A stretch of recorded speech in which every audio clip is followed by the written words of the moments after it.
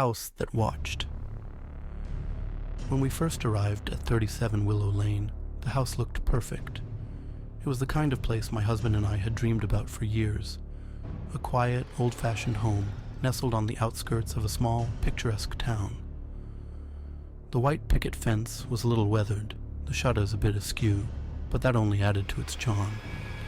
Our daughter Emily darted excitedly across the lawn, while our dog Max sniffed the ground nervously.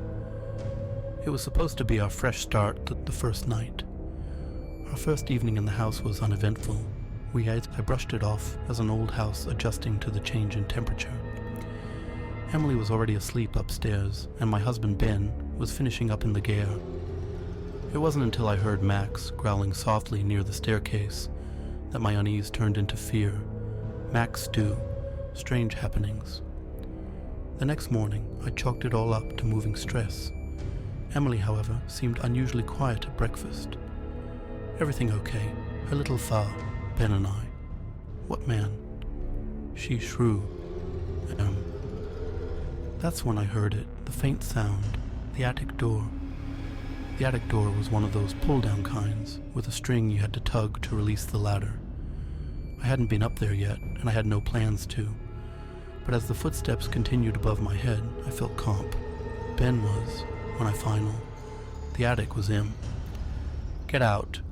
The words were scratched deep, the edges jagged as if done in a frenzy. My blood ran cold. Emily's new friend. The following days were a blur of denial and growing unease. I didn't tell Ben about the carving in the attic, convincing myself it was old and meaningless. But then Emily started talking about her new friend. He's funny. Who's the ma? I froze. Emmy. She frowned, as if trying to remember. He's really tall, and his face is blurry, like a smudge. ID, the night. Everything changed. A week after moving in, the noises escalated, scratches in the walls. 1. Hey. I found her standing at the bottom of the attic ladder, staring up into the darkness. Emily. Then we, the final confrontation. That was the breaking point.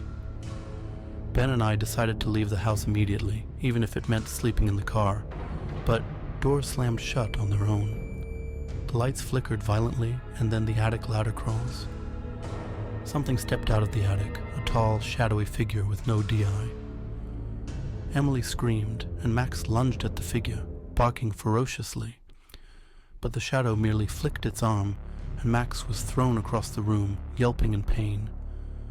Get out, the figure growled, its voice a deep, distorted echo that seemed to come from everywhere at once. We didn't need to be told twice. Grabbing Emily, we ran out into the freezing night, leaving everything behind. The aftermath. We never went back to 37 Willow Lane. The next day, we contacted a local historian, hoping to make sense of what had happened. What we learned chilled us to the core. The house had been abandoned for years before we bought it. The previous owner, a recluse named Harold Grayson, had gone insane and was found dead in the attic. He'd carved messages into the floorboards, claiming he was being haunted by a shadow man. I still don't know what we encountered in that house, but every now and then I dream about it. I hear the whispers, the footsteps, and that awful laugh, and in the